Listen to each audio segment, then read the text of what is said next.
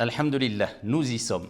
Les 10 journées les plus importantes auprès d'Allah subhanahu wa ta'ala sont là.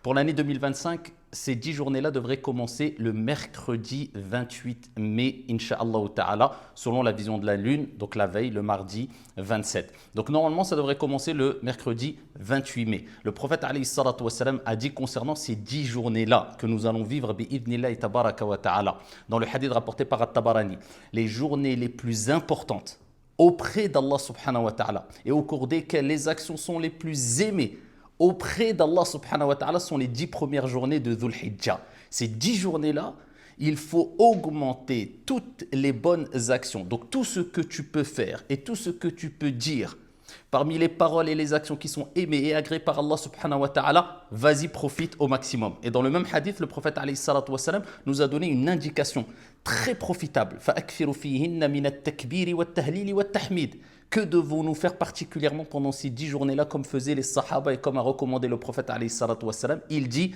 sallallahu alayhi wa sallam, augmenter de jour comme de nuit pendant ces 10 journées-là, le takbir, le tahlil et le tahmid. Juste simplement le fait de dire Allahu Akbar, Allahu Akbar, Allahu Akbar, en ressentant cette parole-là.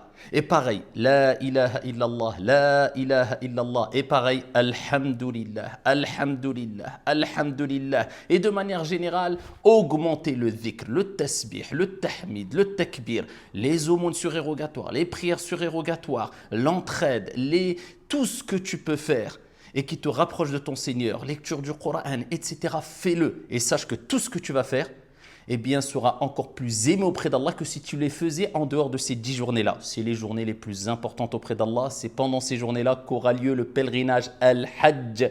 Et c'est pendant ces journées-là qu'aura lieu le jour de Arafat, qui est le jour qui précède le jour de l'Aïd.